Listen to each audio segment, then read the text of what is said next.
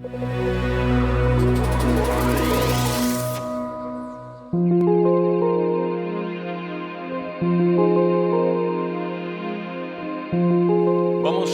a ver básicamente dentro de este punto lo que son los decretos reglamentarios. En cierta medida ya se hizo un pantallazo general de estos, pero vamos a volver a recordarlos, a ubicarlos y a revisar el contenido y detenernos particularmente en algunos aspectos que parecen los más destacados, y también por una razón de tiempo nos va a permitir por lo menos llegar a poder analizar lo más trascendente de ellos. Como decía recién Pablo, el CAROU es reglamentado inicialmente con 4 decretos, que son del 96 al 99 del 2015, con vigencia a partir de la entrada en vigencia del CAROU, y establecen regulaciones respecto a 4 grandes temas. El decreto 96, a lo que refiere a las personas vinculadas a la actividad aduanera. El 97, control de entrada, permanencia, salida de mercaderías y personas de zona franca. El 98 a 3 regímenes aduaneros especiales, que son retorno, envío en consignación y sustitución de mercaderías. Y finalmente el decreto 99 al régimen de depósito aduanero. A su vez, este primer decreto, el referido a personas vinculadas a la actividad aduanera, tiene como contenido principal una referencia a los requisitos generales que se van a pedir a estos sujetos y los requisitos también particulares a cada uno de ellos. Principalmente ahí está lo que tiene que ver con las condiciones que tienen que cumplir estas personas vinculadas a la actividad aduanera para poder ejercer la actividad. Y sobre todo se va a centrar en lo que es el estatuto o reglamentar algunos aspectos del estatuto del despachante de aduana. O sea, si uno observa el decreto, la mayoría cuantitativa de contenido está dado por la regulación de la figura del despachante de aduana. Y por ahí después algunas disposiciones especiales y transitorias sobre personas vinculadas a la actividad aduanera. Después, en lo que tiene que ver con el control de entrada, permanencia de mercaderías y personas a zona, se refiere al control aduanero de la Dirección Nacional de Aduanas, a la coordinación de DNA área zona franca, a lo que tiene que ver con las faltas administrativas, los depósitos en zona franca, destrucción de mercadería en zona y lo que es la determinación, y como hoy comentaba Pablo, lo cuestionado de la ubicación dentro de la zona aduanera primaria de la zona franca, siendo que en el CAROU no hay ninguna referencia explícita a que tengan que ser ubicados ahí. Después el 98 refiere a los 3 regímenes aduaneros especiales que surgen ahí, y en lo que tiene que ver con el régimen aduanero de depósitos se establecen básicamente lo que son las definiciones principales del sistema, las autorizaciones para administrar un depósito, permiso, habilitación, control aduanero sobre las mercaderías y algunas disposiciones transitorias. De estos temas, como decíamos, vamos a abordar lo que es específicamente despachante de aduana, los 3 regímenes especiales y lo que tiene que ver con algunos elementos del régimen de depósito aduanero. En lo que tiene que ver con la reglamentación de los despachantes de aduana, creo importante recordar un poco cuál es la estructuración que hace el CAROU respecto a los sujetos.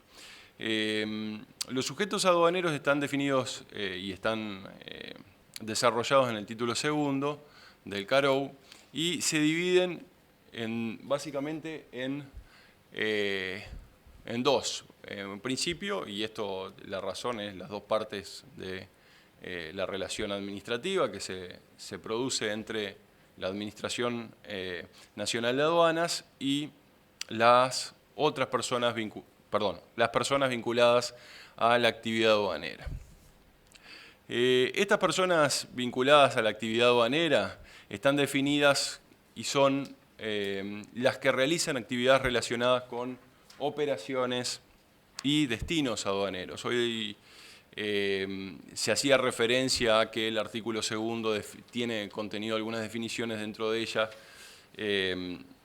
Se establecen que operaciones aduaneras es toda operación de embarque, desembarque, importación, exportación y o tránsito de las mercaderías sujetas a control aduanero. Si observan, es el único, o de los pocos artículos que recuerde, es el único que refiere al término operación aduanera. Después se abandona este concepto y se desarrollan lo de destinos y regímenes como habíamos referido. Y después destinos aduaneros, en definitiva, es el fin dado a las mercaderías que ingresa o egresa del territorio aduanero de conformidad con lo establecido por la legislación aduanera. Entonces, todas las personas que se vinculen con operaciones y destinos aduaneros van a ser consideradas personas vinculadas a la actividad aduanera. A su vez, estas personas van a estar sujetos a los requisitos, formalidades y responsabilidades que establezca la Dirección Nacional de Aduanas para la actuación en relación a justamente operaciones y destinos. Una de las condiciones que se imponen a través del CAROU y se desarrolla en el decreto es la necesidad de registro de estas personas vinculadas a la actividad aduanera, o sea, la necesidad de que todos los sujetos que vamos a referir estén registrados ante la Dirección Nacional de Aduana. Y a su vez, la constitución de garantía en alguno de los casos, siendo responsables, como dice ahí, por las consecuencias derivadas de actos o omisiones que incurran en el ejercicio de su actividad relacionada con operaciones y destinos aduaneros. Acá, como vamos a ver, la trascendencia en cuanto a la agregación de otros sujetos, más allá de una referencia conceptual a qué es lo que puede entenderse por cada uno de los sujetos, tiene implicancias netamente relacionadas con el régimen de responsabilidad administrativa que pasan a tener estos sujetos. Si ustedes observan en el CAU, en el Código Aduanero Uruguayo, ya derogado, contenía, sí, respecto a lo que eran denominados agentes privados de interés público, que eran básicamente despachantes de aduana, agentes marítimos y proveedores de a bordo. Estos tenían una definición también, tal cual estaban expresados, pero no había un régimen administrativo que estuviera sometido a estos sujetos. Sí, respecto a el despachante de aduana, pero eso a través del propio estatuto conferido en la ley y en el decreto. Lo que se realiza ahora es listar y definir a estos sujetos para aplicarles a todos los que estén contenidos en este capítulo el régimen sancionatorio, o sea, a todos aquellos sujetos que estén comprendidos ahí y van a ver que eso incluye a sujetos que no están ni siquiera definidos, se les tiende un régimen sancionatorio por parte de la Dirección Nacional de Aduanas y eso implica que puedan cometer infracciones o faltas en principio y puedan ser sancionados, independientemente de lo que puedan llegar a ser infracciones aduaneras. De las personas vinculadas a la actividad aduanera están divididas básicamente en despachante de aduana, que tiene un contenido también en artículos bastante grande, va del artículo 14 al 31, y después las otras personas vinculadas a la actividad aduanera, ¿sí? O sea, el resto. Estas otras personas vinculadas a la actividad aduanera son el agente de transporte, el importador-exportador, el proveedor de a bordo, transportista, agente de carga, depositario de mercadería, operador postal y otras personas vinculadas a la actividad aduanera. Ahí se puede observar que se utiliza dos veces el mismo término, primero para referir a todo el grupo y luego un residual que ahí aparece en el artículo 39. Más allá de eso, todos estos sujetos ahora pasan a estar sometidos a un régimen de responsabilidad administrativa, ¿sí? Respecto a la Dirección Nacional de Aduana. También dentro de este desarrollo que realiza el CAROU, se establece lo que son los operadores económicos calificados. En verdad el operador económico calificado está definido como si fuera un sujeto, en verdad es la calificación de todos los otros sujetos, ¿sí? El operador económico calificado es toda persona física o jurídica vinculada a la actividad aduanera que ha sido aprobada como tal por la Dirección Nacional de Aduana a partir del desempeño en el cumplimiento de la legislación aduanera y otros requisitos en los términos establecidos por el Poder Ejecutivo, según dice.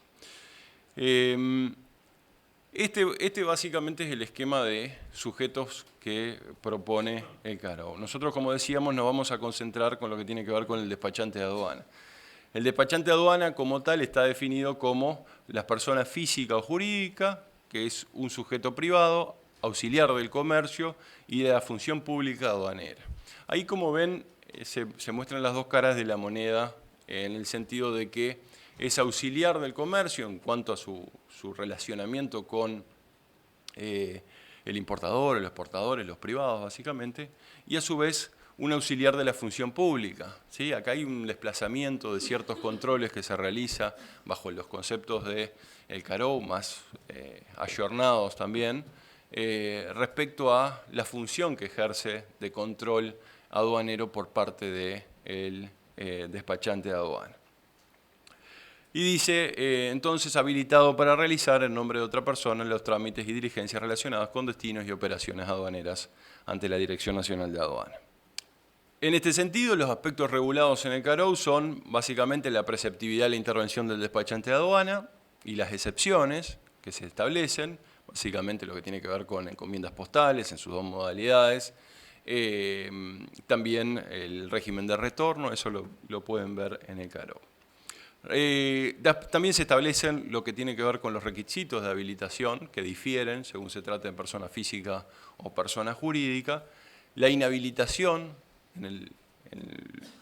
como supuesto en caso de incumplimiento de alguna de las condiciones referidas o algunos supuestos especialmente establecidos, registro como elemento central, también trata lo que tiene que ver con el apoderado del despachante de aduana, las garantías que debe constituir, las incompatibilidades que se puede generar en el ejercicio de la profesión y lo que tiene que ver con autorizaciones del titular de la mercadería, el registro, archivo de documentación, régimen de responsabilidad, faltas y sanciones administrativas. Ahí hay varios temas para ver, digo, sobre todo se sanea en cierta medida el tema del régimen de sancionatorio con una norma de rango legal que las establece, que no se cumplía hasta el momento.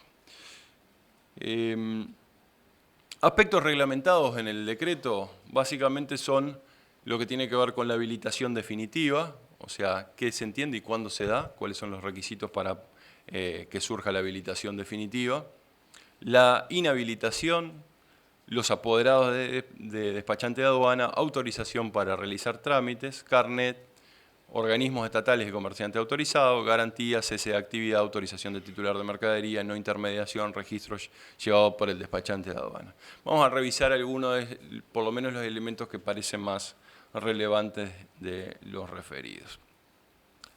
Primero, el tema de la habilitación definitiva. Uno de los cambios que sucede con el CARO es que el despachante de aduana, una vez que cumple los requisitos, es habilitado provisoriamente y tiene que cumplir un examen, ¿sí?, para poder recibir esa habilitación definitiva que lo tiene que dar a los 12 años desde la primera habilitación. Lo que dice, lo que reglamenta el 4 es que se requiere el cumplimiento de los requisitos del 1, o sea, los requisitos en cuanto a que sea persona física, edad, etcétera, etcétera, y aprobar el examen de competencia, o sea, solamente con la aprobación del examen de competencia se puede llegar a obtener la habilitación definitiva por parte del despachante de aduana. También en lo que tiene que ver con las inhabilitaciones por parte del despachante, se establecen básicamente dos situaciones. Una, cuando no se dan o no se puede cumplir alguna de las condiciones previstas para ser despachante de aduana, y esa inhabilitación va a durar en la medida de que dure el cumplimiento, o sea que no se pueda cumplir esa condición, y en el caso de ser condenado por asociación para delinquir o por delitos contra la fe pública, la administración de justicia o la economía y la hacienda pública, la inhabilitación va a ser definitiva, lo cual ahí vemos la gravedad de este tipo de conductas, ¿no? Después uno de los temas que también ha generado algún movimiento una vez fue aprobado el CARO es lo que tiene que ver con los apoderados de los despachantes de aduana. Están previstos en el artículo 22 del CARO que permite que para la tramitación de operaciones aduaneras pueda hacerse representar el despachante de aduana por apoderados en la medida que cumplan con los requisitos establecidos por la reglamentación y se encuentren inscriptos en el registro de despachantes de aduana. Para este caso pueden ser designados apoderados, en tanto cumplan esos requisitos, las personas que sean empleados del mismo o aquellas que sean ellas mismas despachantes de aduana. Se requiere en este caso escritura pública para constituir apoderado o para revocar el poder y de una y otra circunstancia además, así como de la renuncia, tiene que tomarse nota en el registro referido, por lo cual siempre tiene que ser acompañado de registración. Ahora dice acá los requisitos que establezca la reglamentación. Uno de los temas que se reglamenta en el artículo 6 del 96 es la situación de quienes no sean ellos mismos despachantes de aduana. O sea, el despachante de aduana se puede ver representado, puede tener un apoderado que sea despachante de aduana o un empleado. En el caso de los que sean empleados, tienen que además cumplir los requisitos del artículo 6, esto es tener domicilio real y constituido en el país, ser mayor de edad, haber aprobado ciclo básico de enseñanza secundaria y haber aprobado un examen de competencia acerca de la materia aduanera y comercio exterior ante el Tribunal del Literal de numeral primero del 16, que es el mismo que tienen que dar los despachantes de aduana, y contar con poder otorgado en escritura pública. Esto es un cambio sustancial en la medida de que no cualquiera puede llegar a ser apoderado y solamente aquellos que a su vez tengan aprobado ese examen de competencia, toda vez que ellos mismos no sean despachantes de aduana. Eso sí, estos requisitos no le van a ser exigidos para los que son o estaban inscritos en el registro de apoderado a la fecha de entrada en vigencia del CARO, ¿sí? Con lo cual se contemplan los derechos adquiridos por aquellos que ya eran apoderados. Incompatibilidades. Básicamente el artículo 21 del CARO establece tres grandes focos de incompatibilidades. El primero, un artículo que tiene una redacción un poco larga, dice que no podrá constituir ni adquirir participación en sociedades, ni contar con empresas transportistas, nacionales o internacionales de mercadería, agentes de transporte, agentes de carga, titulares de depósito, proveedores de a bordo, operadores postales, operadores logísticos o portuarios, usuarios directos e indirectos de la zona franca, empresas de envío de entrega expresa o intermediación financiera, o con otra empresa semejante, por lo cual cualquier empresa, si dicha sociedad o contrato implica intermediación, ¿sí?, de parte de dicha persona entre el despachante y quien tenga la disponibilidad jurídica de la mercadería. ¿Qué es lo que se quiere con esto? Es que no exista un intermediario entre el despachante y su cliente, ¿sí? Normalmente en el flujo comercial esta relación es bastante corriente, o sea, básicamente el cliente, el titular que tiene la titularidad, la disponibilidad jurídica de la mercadería, se conecta quizás con un sujeto que es el que le brinda servicios integrales. Y dentro de esos servicios también el de despacho aduanero. Y el despachante quizás, sí por nombre, porque evidentemente lo va a conocer de despacharle, pero no lo conoce, ¿sí?, no tiene relación directa. Y es más, muchas veces ese consolidador de servicios, ¿sí?, es el que le factura y a su vez el despachante le factura a este. Básicamente eso era una de las situaciones que se quería evitar. Primero porque haya una relación directa entre despachantes, haya un control. Eso principalmente por ese cambio que se hacía referencia a que el despachante de aduana tiene, dentro de sus funciones, ejerce función en cuanto al control, ¿sí? Entonces, este es uno de los problemas que dio como primera incompatibilidad, ahora vamos a volver sobre esto. La segunda, será incompatible el ejercicio de la profesión de despachante de aduana con su contratación bajo la relación de dependencia por personas físicas o jurídicas que directo o indirectamente efectúen o se vinculen con operaciones aduaneras y o comercio exterior. También situación que se da en la práctica. La tercera es el despachante de aduana persona física.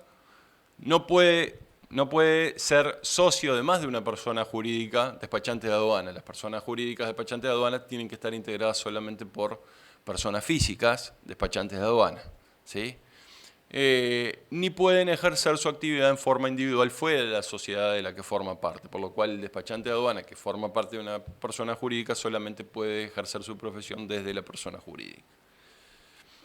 En todos estos casos, si hay un incumplimiento, el despachante de aduana que incumpla lo dispuesto en cualquiera de los supuestos referidos queda inhabilitado, ¿sí? Con lo cual la consecuencia jurídica es bastante importante si se da en estos casos. Y como decíamos, uno de los casos que mayor relevancia tiene es el tema de esos contratos y esas relaciones que podían producir intermediación. ¿Por qué? Porque en la práctica eran y son muy frecuentes, ¿sí? Entonces, en este sentido, sí se resuelve por parte del artículo 3 del decreto 96, que bajo una definición se dice, no hay intermediación, dice no intermediación a los efectos del numeral primero del artículo 21 del CAROU, se entenderá que no existe intermediación de otra persona entre el despachante de aduana y quien tenga la disponibilidad jurídica de la mercadería cuando el poder o mandato previsto en el artículo anterior sea otorgado por quien tenga la disponibilidad jurídica de la mercadería al despachante de aduana, sin perjuicio de otras situaciones que permitan acreditar la no intermediación. O sea, aun cuando se den los supuestos del artículo 21, si se dan las condiciones del artículo 13, o sea, que exista un poder o mandato otorgado por quien tiene la disponibilidad jurídica de la mercadería al despachante de aduana, eso hace que la posible situación catalogada en el 21 como intermediación no lo sea, ¿sí? Y no se produzca entonces incompatibilidades si no exista inhabilitación, ¿sí? Con esto queda a salvo toda esa relación. Artículo 12, porque recuerdan que ahí dice, se entenderá que no existe intermediación cuando el poder o mandato previsto en el artículo anterior, y el artículo anterior es el 12, y dice autorización del titular de la mercadería. El despachante debe acreditar ante la Dirección Nacional de Aduanas el poder o mandato conferido para la realización de operaciones aduaneras otorgadas por quien tenga la disponibilidad jurídica de la mercadería. ¿Quién se entiende que tiene la disponibilidad jurídica de la mercadería? Quien figura como consignatario en el respectivo contrato de transporte o quien esté en 12 el mismo. Las formalidades requeridas, que sea suscrito y conferido por escrito, o sea, tiene que necesariamente ser una prueba documental, y a su vez estar registrado ante la Dirección Nacional de Aduana.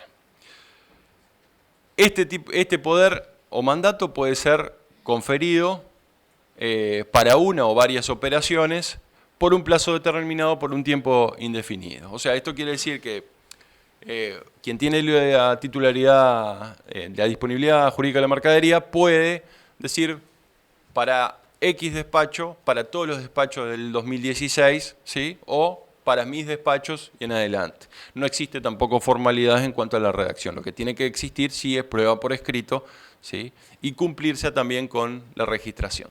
Bueno, a su vez este poder puede ser revocado en cualquier momento o renunciado por el propio despachante. A su vez, los despachantes deben comunicar bajo responsabilidad los mandatos o poderes que se hayan conferido, su revocación, modificación o renuncia, y a su vez se prevé, y hay una resolución general de la Dirección Nacional de Aduana, de cómo tiene que ser la comunicación del poder. Pero, en definitiva, tiene que quedar constancia de ese poder otorgado. A su vez, el artículo 14 establece la necesidad de un registro por parte del despachante de aduana donde establezca los datos de las personales de quien tiene la disponibilidad jurídica de la mercadería. O sea, tiene que, además de hacer el despacho, tiene que llevar un registro de a quién le despacha. En el caso de personas físicas debe incluir Como ven ahí, nombre, cédula de identidad, pasaporte, copia del mismo, ¿sí? Nacionalidad, teléfono, correo, número de inscripción a la RUT si tuviera, y página web si también tuviera. Esos son un poco los elementos que parecen necesarios. Y en el caso de las personas jurídicas, datos de constitución de la sociedad, personería jurídica, domicilio, ¿sí? Y dice nombre de los representantes legales, ¿sí? También como requerido.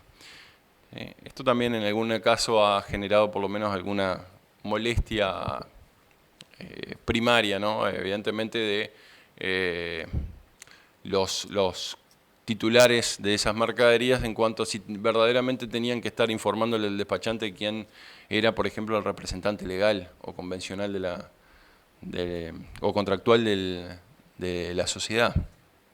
Digo, a ver, desde el punto de vista del despachante es en cierta medida bastante sencillo decirle y transmitirle que esto es un requisito legal y en definitiva tiene que darle cumplimiento.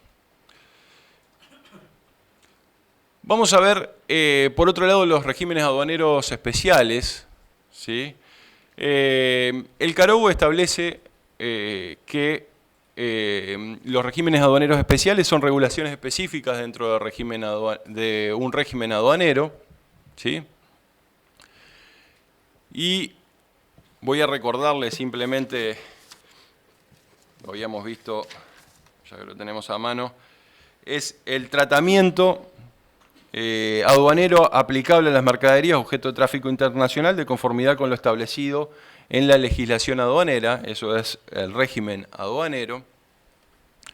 Y los regímenes aduaneros pueden llegar a ser, en ese caso, de importación o de exportación, y estas son regulaciones específicas dentro de esos regímenes, que permiten, como dice ahí, el ingreso o egreso del territorio aduanero, la circulación por el territorio aduanero de mercaderías, medios de transporte y unidades de carga, sin pago o con pago parcial de tributos, eso es lo que destaca que sean especiales, con sujeción a un derecho simplificado, a un despacho simplificado, perdón, en razón de calidad del declarante, de la naturaleza de la mercadería, el uso o aplicación que se haga de la misma, o de la forma de envío o destino de las mercaderías.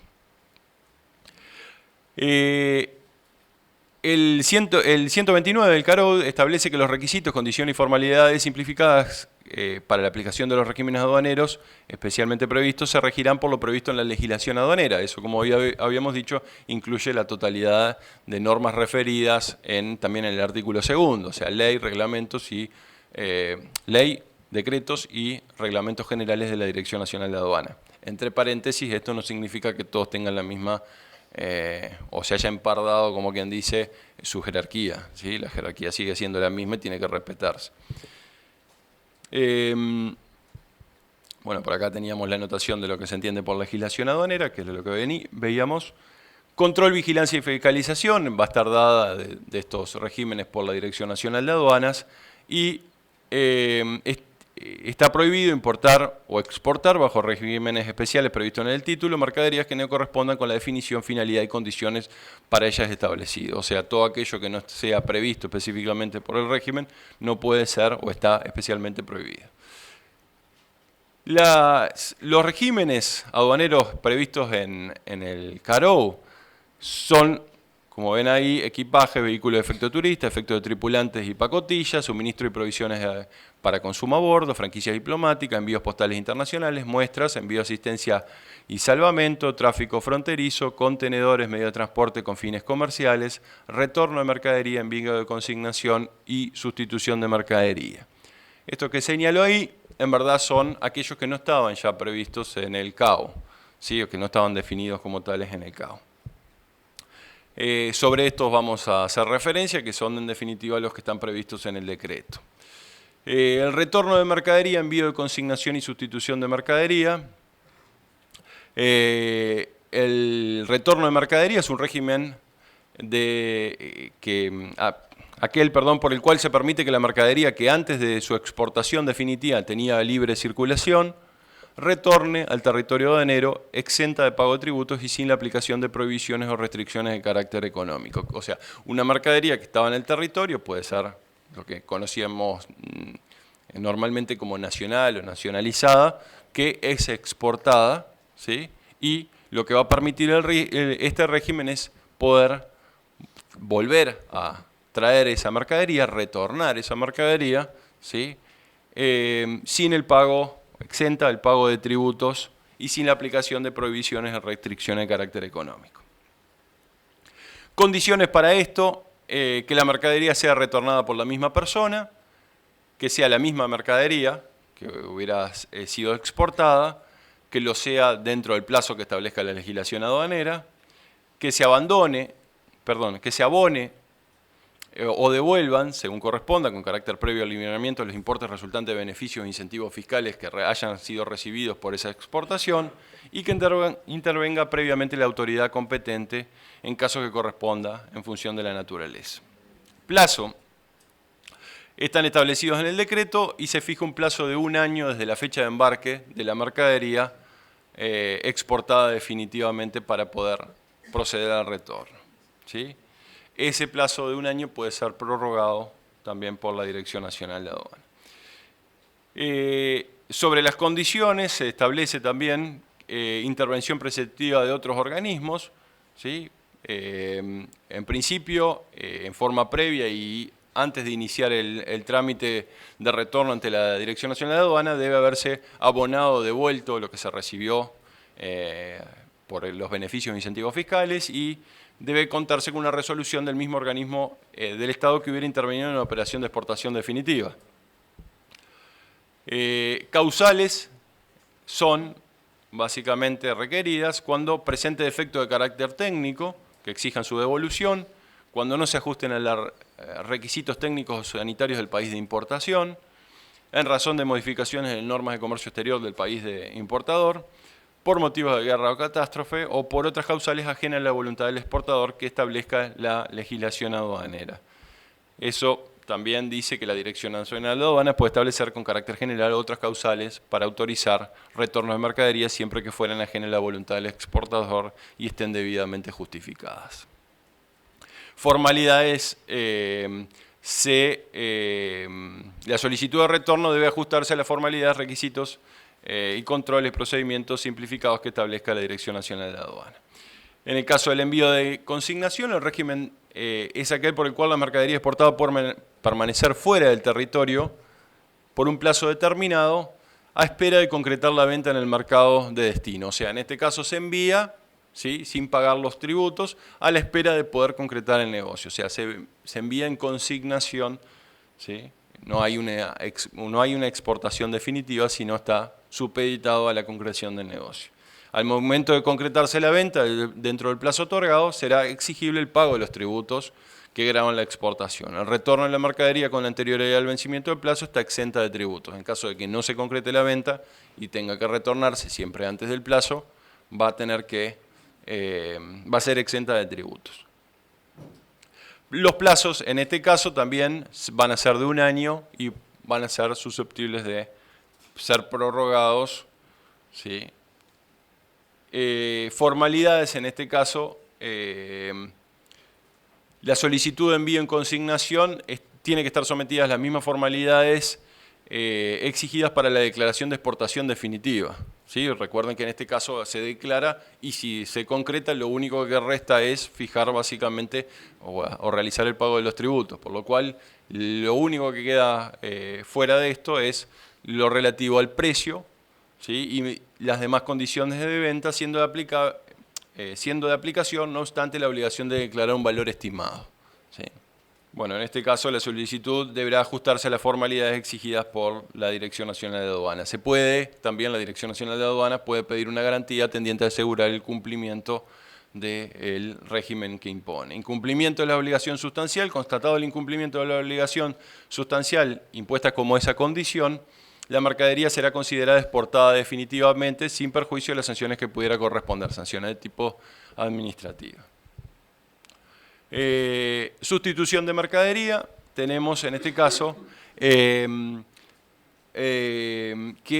es aquel por el cual la Dirección Nacional de Aduanas podrá autorizar que la mercadería importada o exportada en forma definitiva que resulte defectuosa o inadecuada para el fin que está destinado sea sustituida sin el pago de tributos por otra de la misma clasificación arancelaria, calidad comercial, valor y características técnicas que sea enviada gratuitamente en razón de una obligación contractual o legal de garantía en los plazos y condiciones establecidas en la legislación aduanera.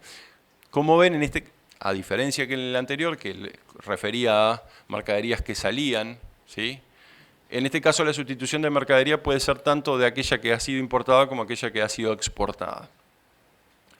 En caso de importación, la mercadería sustituida debe ser devuelta al origen, exenta del pago de tributos a la exportación, cuando corresponda podrá ser sometida a destino aduanero de abandono o destrucción. O sea, no solamente la salida es devolverla al origen, sino también se puede ser destruida o abandonada. Cuando se trata de exportación, la mercadería sustituida podrá ingresar al territorio aduanero también exenta del pago de tributos.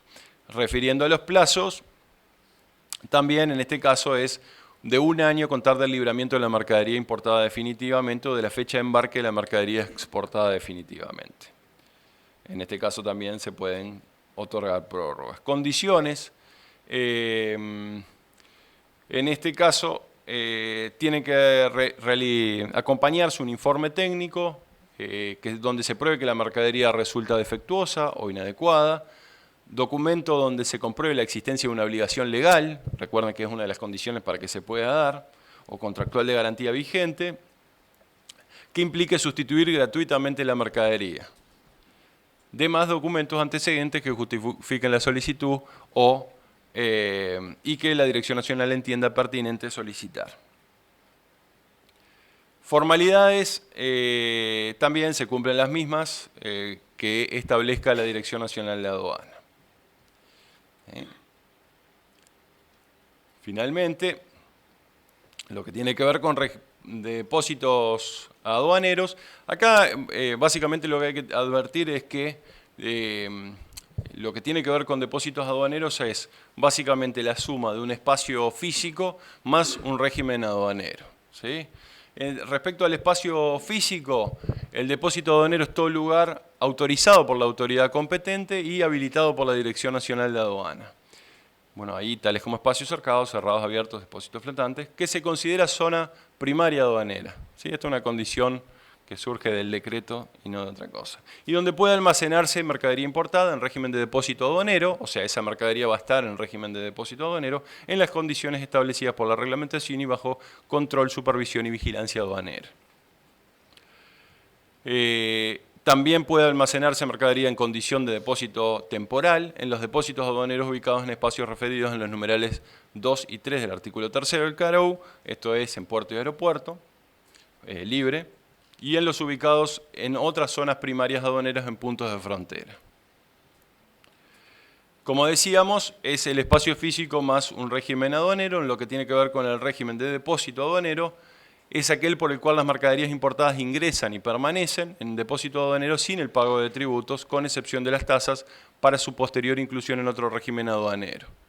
Reembarque, reexportación, abandono o destrucción bajo control aduanero. ¿Sí?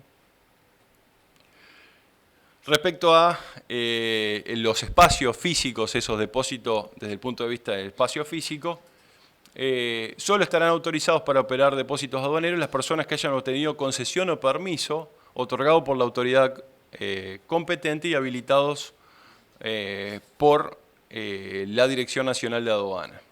Básicamente, para poder operar un depósito aduanero se requiere permiso más habilitación. Acá podemos diferenciar dos grupos. Lo que tiene que ver con depósito aduanero intraportuario y intraaeroportuarios. En este caso, van a requerir autorización por la autoridad competente previo cumplimiento de los requisitos establecidos por la Dirección Nacional de Aduana. En el caso de los depósitos aduaneros particulares, el permiso es otorgado por la Dirección Nacional de Aduanas previa opinión favorable del MEF. El permiso, en este caso, es discrecional, personal e intransferible, es otorgado por un plazo de 5 años prorrogable, puede ser revocado durante ese término y en todos los casos la Administración puede negar el permiso por razón de mérito, oportunidad y conveniencia. ¿Sí? Para obtener el permiso para administrar un DAP, se debe acreditar los requisitos del artículo 8 que se establecen ahí en el decreto, presentar solicitud ante la Dirección Nacional de Aduanas, acompañando el proyecto correspondiente y las exigencias que determine para comprobar la viabilidad del proyecto. En cuanto al trámite, tiene 120 días, 60 días la Dirección Nacional de Aduanas para elevar al MEF y 60 días el MEF para pronunciarse, prorrogable por 60 días más, la mitad del plazo. De no expresarse en dicho plazo, se tiene por denegada la solicitud y el plazo se suspende de requerirse información complementaria. Tanto los depósitos aduaneros intraportuarios y aeroportuarios como los depósitos aduaneros particulares requieren la habilitación de la Dirección Nacional de Aduanas, o sea, obtenido el permiso, la Dirección Nacional procede a la habilitación del depósito, el que debe reunir los requisitos que el mismo disponga en materia de envío, información, infraestructura, seguridad, control y vigilancia edilicia, previa constitución de garantía que es requerida para los depósitos aduaneros particulares. Y se establece básicamente que para los depósitos con una superficie de 1.000 metros cuadrados la garantía mínima va a ser de $400.000 para depósitos industriales y de $200.000 en la modalidad prevista en el artículo 90, en las otras modalidades, o sea, todos los otros que no sean industriales. Esto va a requerir para todo el periodo. Esto es un poco lo que decían al principio Pablo, de lo que no tiene que pagarse canon y solamente con la constitución de la garantía está funcionando ese depósito. Para depósitos con una superficie superior a los 1.000 metros, además de esa, se le suma un $30 por metro cuadrado. En lo que tiene que ver con la responsabilidad, lo dice el artículo 18 y también lo dice el CAROU, es directa, indelegable, intransferible del depositario, siendo este responsable por las consecuencias derivadas de los actos o omisiones que incurran en el ejercicio de su actividad relacionada con operaciones y destinos aduaneros. Será a su vez el depositante solidariamente responsable con el depositario por el pago de los tributos aduaneros, reajustes y multas con relación a las mercaderías por el depositado. Existe un régimen de eximiente en el inciso 3 y 4 del artículo 18 y existen requisitos de inscripción al registro y régimen sancionatorio administrativo que le es aplicable el referido a las personas vinculadas a la actividad aduanera que las hace aplicable a los depositarios, según dice el propio artículo. Los controles aduaneros son llevados por la Dirección Nacional de Aduana y finalmente, en lo que tiene que ver con la mercadería, veíamos desde el punto de vista de lo que tenía que ver con el espacio físico, lo que tiene que ver con el régimen aduanero, lo trascendente es que en los depósitos aduaneros pueden almacenarse mercaderías que se encuentren amparadas en régimen de depósito aduanero primero. No pueden las mercaderías afectadas por prohibiciones, no se pueden estar almacenando. Los plazos de permanencia en este caso van a variar. En el caso de los depósitos aduaneros particulares de 24 meses improrrogable, en puerto y aeropuerto van a tener 5 años prorrogables y en los depósitos transitarios de 20 días hábiles improrrogables. Vencido el plazo, caduca automática y definitivamente, por lo cual se produce el abandono, ¿sí? Eso es básicamente inmediato, y la destrucción bajo control aduanero dentro de depósito requiere previo informe de la autoridad competente.